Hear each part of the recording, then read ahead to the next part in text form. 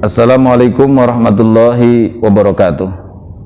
Kaum muslimin yang saya sangat hormati, kita tahu tentang peristiwa G30S PKI, Gerakan 30 September Pemberontakan Partai Komunis Indonesia.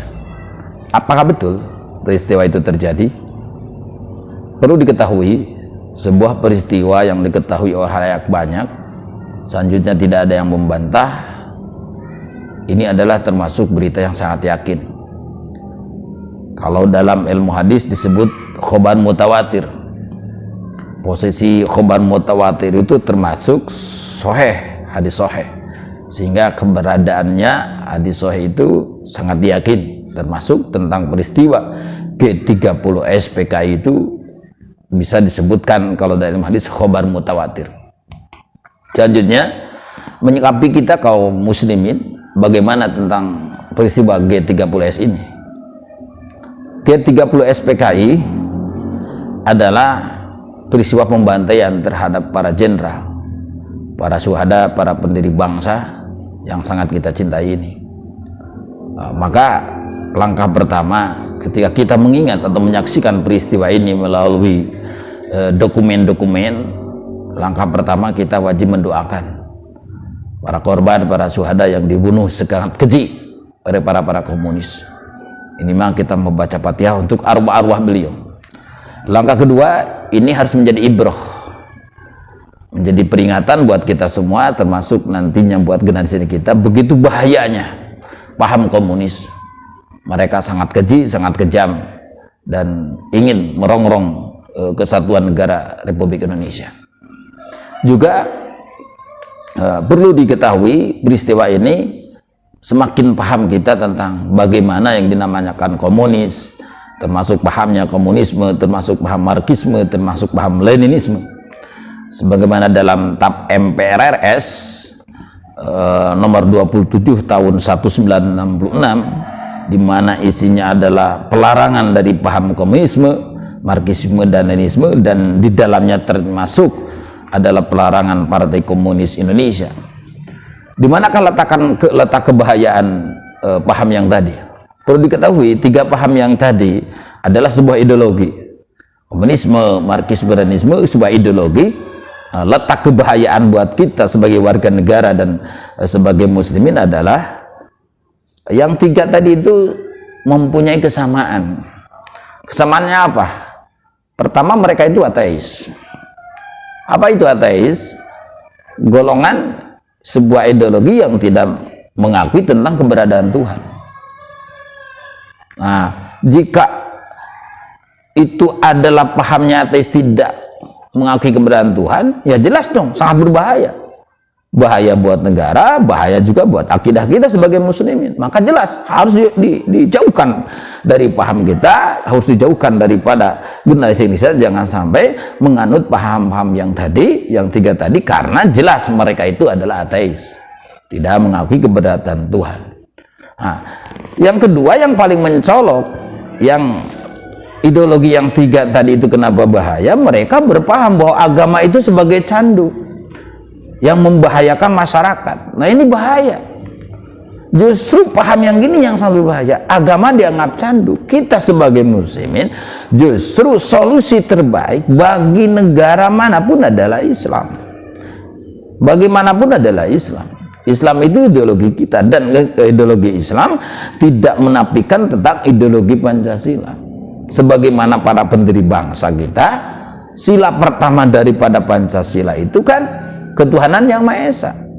Artinya para pendiri bangsa kita mengakui tentang keberadaan Allah, keberadaan Tuhan kita yang Maha Esa, dan mengakui tentang penting dan sangat begitu sakralnya Tuhan Allah Subhanahu wa Ta'ala di dalam rangkaian dasar negara kita. Jadi bicara Indonesia maka bicara Allah. Karena sila yang pertama ketuhanan yang Maha Esa. Esa itu tunggal. Tuhan yang tunggal itu adalah Allah.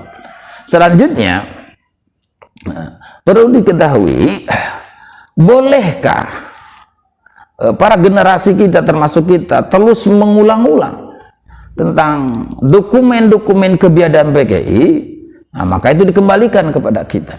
Bagaimana maksudnya? Sebagai manusia biasa, memori yang di otak kita itu terbatas. Artinya, sangat mungkin kita sebagai manusia untuk mengingat sesuatu itu diperlukan ada pengingat. Seperti membaca lagi, melihat lagi, dan seterusnya. Ini kita yang udah paham, apalagi generasi kita. Nah, maka daripada itu dipandang baik. Nah, melihat peristiwa-peristiwa yang terjadi, mendengarkan peristiwa-peristiwa yang tadi, bukan tujuan negatif, tapi justru untuk saling mengingatkan. Ingatkan apa? Begitu besarnya jasa para pahlawan, termasuk begitu biadannya orang-orang komunis. Nah, dan juga harapannya ketika kita dan generasi kita paham tentang hal tersebut, maka menjadi motivasi terbaik untuk lebih berkarya, untuk lebih berbanyak amal soleh demi kepentingan umum Negara Kesatuan Republik Indonesia. Nah, selanjutnya kita bandingkan dengan ideologi Islam. Jelas, komunisme, marxisme, leninisme itu ideologi, Islam juga ideologi. Ada perbedaan yang sangat mencolok. Pertama, paham komunisme, leninisme, dan marxisme ini jelas produk insani. Apa produk insani? Buatan manusia. Nah, sehingga buatan manusia sangat lemah. Kenapa? Karena mananya manusia, otaknya terbatas, keyakinannya pun bisa berubah, aturannya pun bisa berubah sesuai dengan kepentingan dan kondisi yang dialami manusia. Itulah manusia. Beda lagi dengan posisi ideologi Islam. Itu bukan produk insani, tapi produk ilahi, buatan daripada Allah. Itu perbedaannya. Kedua perbedaannya adalah ideologi yang tiga tadi yang berbahaya itu adalah mempunyai satu dimensi pandangan. Pandangan apa? Pandangan dunia. Sementara Islam mempunyai dua pandangan dimensi. Satu pandangan dimensi dunia, kedua pandangan dimensi akhirat. Nah, ini jelas beda kan? Beda. Mereka itu yang tiga tadi yang berbahaya itu, paham berbahaya itu ideologinya kan pahamnya sosialis, berlindung daripada kepentingan buruh dan seterusnya, yang padahal mereka itu sangat jahat. Nah, kalau kita tidak, kita ideologi Islam itu bukan cuma mementingkan kepentingan masalah sosial, politik, dan budaya, tapi sama juga mementingkan perihal keukhrawian, keakhiratan, di mana itulah letak nantinya kita pulang setelah selesai mengisi alam dunia ini. Ya gitu, kita sudah meninggal. Kaum muslimin, baik juga di mana kita sebagai orang yang dianugerahi akal oleh Allah Subhanahu wa taala, setiap hal peristiwa yang tadi diingat itu bukan dalam arti kita untuk meratap-ratap atau terus menumbuhkan kesedihan, bukan, tapi justru ini menjadi bahan motivasi. Itulah yang akan terjadi untuk generasi kita sambil kita diberi pengertian.